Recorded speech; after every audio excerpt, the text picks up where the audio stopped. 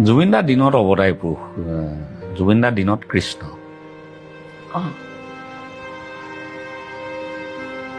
কাকো খং নকৰে, একো নকৰে, একো নাই।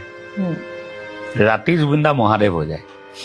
মহাদেৱ দুটা, এটা ৰূপ হ'ল তেওঁ ধ্যান, মানে হয় গান গাব একে ধ্যানে, নহয় মিউজিক কৰিব, সেইটো ধ্যান।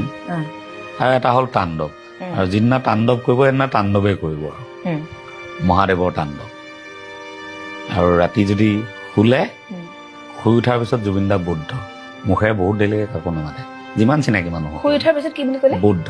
বুদ্ধ কেইবাটা ৰূপ, মানে সেইকাৰণে অৱতাৰী পুৰুষ তেখেত। দিনত সম্পূৰ্ণ শ্ৰীকৃষ্ণ, কৃষ্ণ, মহাদেৱ আৰু বুদ্ধ।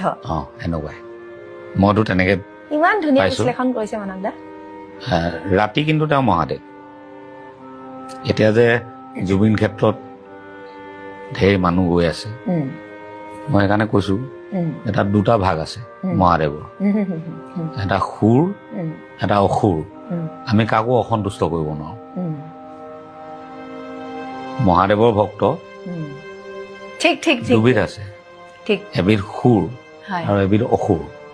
অসুৰো মহাদেৱৰ ভক্ত, সুৰো মহাদেৱৰ ভক্ত। আমি কাকো অসন্তুষ্ট কৰিব নোৱাৰো। গতিকে তেনেকে থাকিবলৈ দিম, তেনেকে থাকিব, থাকিবই, থাকিবলৈ দিবলৈ বাধ্য।